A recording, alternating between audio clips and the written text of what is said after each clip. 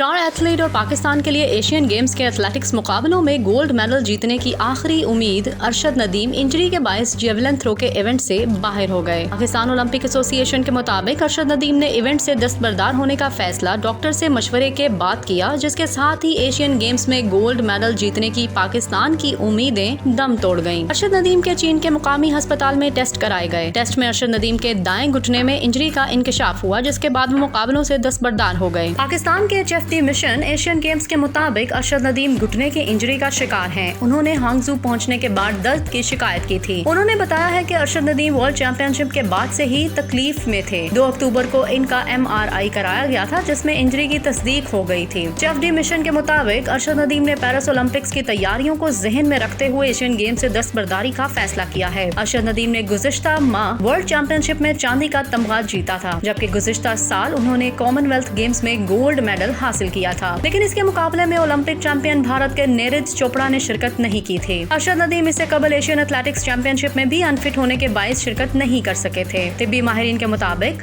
अरशद नदीम की जिस्मानी साख्त इनकी फिटनेस की राह में बड़ी रुकावट है। वो जब भी किसी बड़े मुकाबले में ज्यादा जोर लगाते हैं तो घुटने और कंधे पर गैर मामूली जोर पड़ने पर फिटनेस मसाइल का शिकार हो जाते हैं। अरशद नदीम की गैर मौजूदगी में जेवलिन थ्रो के मुकाबले में मेडल जीतने का सारा बोझ नौजवान खिलाड़ी मोहम्मद यासिर पर आन पड़ा है, जिन्होंने 2 माह कबल होने वाली एशियन चैंपियनशिप में कांसी का तमगा अपने नाम किया था।